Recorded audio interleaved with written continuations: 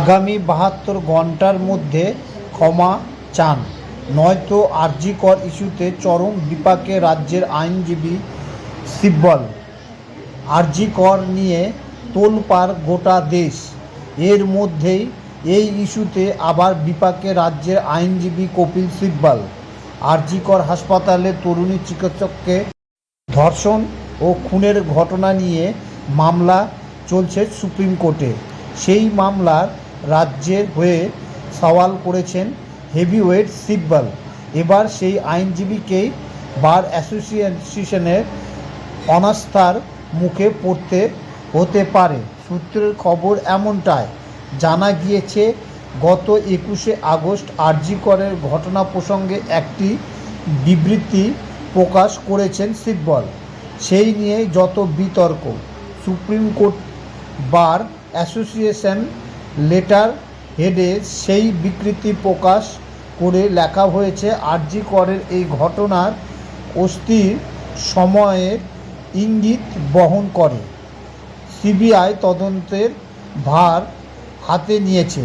আশা করা হচ্ছে নির্যাতিতা ন্যায় বিচার পাবেন, অভিযুক্তদের শাস্তি হবে। পাশাপাশি আগামী দিনে দেশে যাতে এই ধরনের ঘটনা না ঘটে তা সরকারকে নিশ্চিত করতে হবে।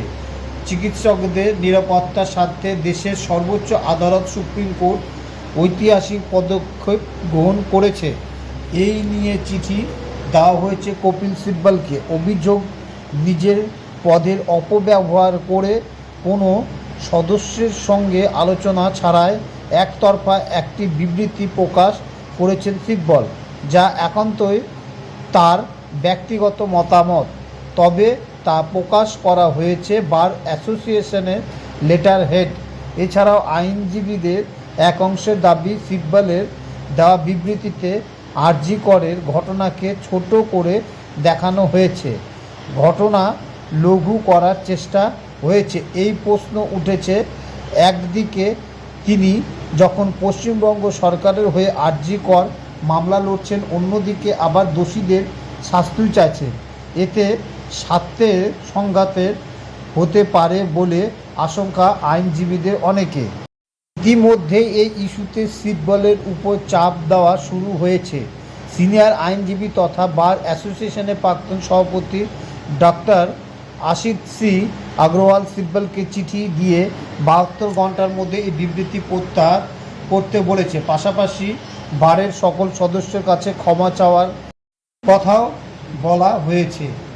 যদি সিব্বল এমনটা না করে তাহলে অ্যাসোসিয়েশনের সভাপতি পদ সিব্বলের বিরুদ্ধে অনাস্থা প্রস্তাব আনা হবে বলেও জানা হয়েছে। সব মিলিয়ে তুমুল চাপে রাজ্যের আইনজীবী।